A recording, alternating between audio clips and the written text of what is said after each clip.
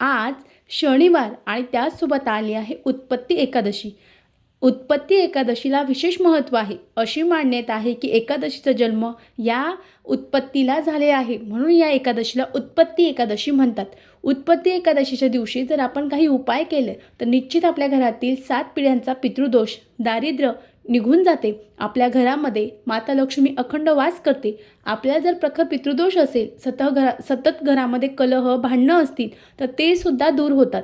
या दिवशी आपल्याला न चुकता संध्याकाळी 6:30च्या नंतर रात्री 11:30पर्यंत तुम्ही हा उपाय करू शकतात.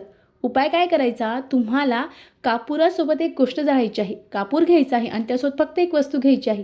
ती कोणती घ्यायची? चला तर जाणून घेऊ. आपल्याला वाटीमध्ये थोडासा तांदूळ घ्यायचा आहे. त्या तांदूळाच्या वर आपल्याला 2 भीमसेनी कापराचे तुकडे ठेवायचे आहे.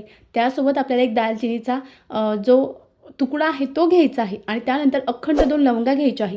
त्यानंतर पिवळी मोहरी घ्यायची आहे आणि घरातील प्रत्येक सदस्यावरून वेगवेगळी घेऊन ती उतरवायची आहे आणि त्यामध्ये टाकायची आहे. त्यानंतर आपल्याला मुख्य दरवाजावरची वाटी न्यायची आहे, प्रज्वलित करायची आहे आणि प्रज्वलित झाल्यानंतर तुम्हाला तिथेच थांबून ओम नमो भगवते वासुदेवाय नमः या मंत्राचा जप करायचा आहे. असं केल्याने घरातील नकारात्मकता जाते, सततचं आजारपण जातं, कटकट जातो आणि सगळ्यात महत्त्वाचा पितृदोष निघून जातो आणि 7 पिढ्यांचा उद्धार होतो. अतिशय साधी, अतिशय सोपी सेवा आहे. निश्चित करावी. श्री स्वामी समर्थ. धन्यवाद.